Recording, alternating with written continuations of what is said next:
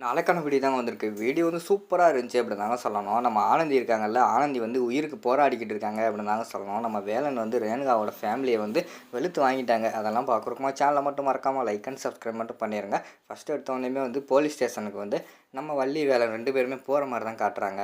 அங்கே போன உடனேயுமே வந்து நம்ம ஆனந்தி இருக்காங்கல்ல, அவங்க வந்து ஓடி வந்து வேலனை வந்து கட்டி பிடிச்சிக்கிறாங்க. "அண்ணே இங்கே வந்து ரொம்ப துன்புறுத்துறாங்கண்ணே, ரொம்ப பச்சை பச்சையாக பேசுகிறாங்கண்ணே" அப்படிங்கிற மாதிரி சொன்ன உடனே வேலனுக்கு வந்து பயங்கரமான கோவம் வந்துடுது.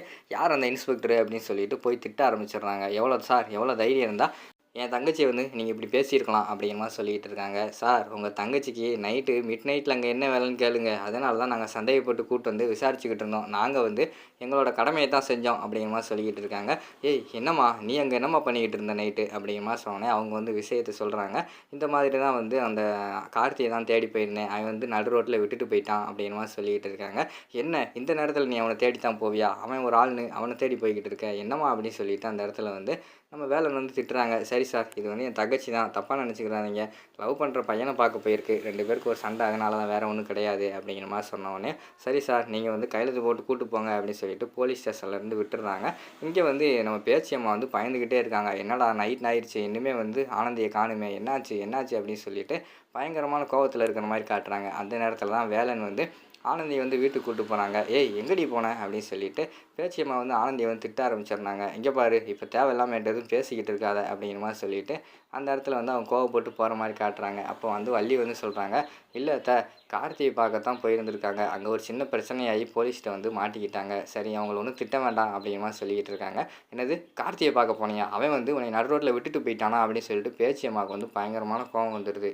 "ஏய் சொல்லுடி, கார்த்தி ஏன்டி பார்க்க போனேன்? அவன் தான் நமக்கு இல்லைன்னு ஆகிப்போச்சுல, பிற எதுக்கு திருப்பி திருப்பி அவன் பின்னாடி தொங்கிக்கிட்டு அலைஞ்சிக்கிட்டு இருக்க" அப்படின்னு சொல்லிட்டு பேச்சு வந்து திட்டிக்கிட்டு இருக்காங்க. "இல்லைம்மா, என்னால் வந்து அவனை மறக்க முடியல. கல்யாணம் பண்ணால் அவனை தான் பண்ணுவேன்" அப்படிங்கிற மாதிரி சொல்லிட்டு ஒத்த காலில் நின்றுறாங்க. என்னடா பண்ணுறது, இவ வேற வந்து இப்படி வந்து பேசிக்கிட்டு இருக்காளே அப்படின்னு சொல்லிட்டு அவங்க வந்து ரேணுகா ஃபேமிலி இருக்காங்களே, அதாவது கார்த்தி அவங்க அப்பா அம்மா கிட்ட போய் பேசுகிறாங்க. "இங்கே பாருங்கள், என் பொண்ணும் உங்கள் பையனும் காதலிச்சிட்டாங்க. என் பையன் தான் தெரியாமல் ஏதோ கல்யாணம் முடிச்சுக்கிட்டான். அந்த பிரச்சனையை விட்டுருவோம். இப்போ இவங்க 2 பேரும் சின்னஞ்சிறுசுங்க, அவங்களையாவது சேர்த்து வைக்கட்டும். இப்போ பெரிய பிரச்சனையால் போலீஸ்லாம் மாட்டிகிட்டு வந்திருக்கான் என் பொண்ணு, அதுவும் உன் பையனால் தான் வந்திருக்கா" அப்படிங்கிற மாதிரி சொல்லிட்டு பேச்சியம்மா போய் கேட்குற மாதிரி தான் காட்டுறாங்க. அதுக்கு வந்து அவங்க வந்து கட் அண்ட் ரைட்டாக சொல்லி விட்டுறாங்க. "அதான் நாங்கள் தான் ஆல்ரெடி சொல்லிட்டோம்ல, உங்கள் பையன் வந்து எங்கள் பொண்ணு கழுத்தில் தாலி கட்டினா தான் என் பையன் வந்து உங்கள் பொண்ணு கழுத்தில் தாலி கட்டுவான். இல்லைன்னா இந்த கல்யாணம் நடக்கிறதுக்கான வாய்ப்பே கிடையாது. நீங்கள் வேறு வழியை பாருங்கள்" அப்படிங்கிற மாதிரி சொல்லி திட்டி அனுப்பிச்சிடுறாங்க. "என்ன நினச்சிக்கிட்டு இருக்கீங்க? எங்களுக்கு வந்து வேறு ஆளே இல்லைன்னு சொல்லி தான் நீங்கள் இந்த மாதிரி பேசிக்கிட்டு இருக்கீங்களா? என் பொண்ணுக்கு உங்களை விட நல்ல சம்மந்தம் என்னால் பார்க்க முடியும்" அப்படிங்கிற மாதிரி சொல்லிட்டு கோவப்படுறாங்க. "அதான் முடியும்ல, அப்படி இருக்கும்போது எதுக்கு இங்கே வந்து தொங்கிக்கிட்டு இருக்கீங்க? போய் நீங்கள் ஆக வேண்டியதை பாருங்க" அப்படின்னு சொல்லிட்டு கார்த்தியோட அவங்க ஃபேமிலியெல்லாம் சொல்லி திட்டி விட்டுறாங்க. இங்கிட்டு வந்து பேச்சியம்மா வந்து பயங்கரமான கடுப்பில் வராங்க. "எவ்வளோ தைரியம் இருந்தால் நம்ம என்ன வக்கத்து போய் கிடக்குறோமா? நமக்கு என்ன வந்து வேறு பையனே கிடைக்க மாட்டானா?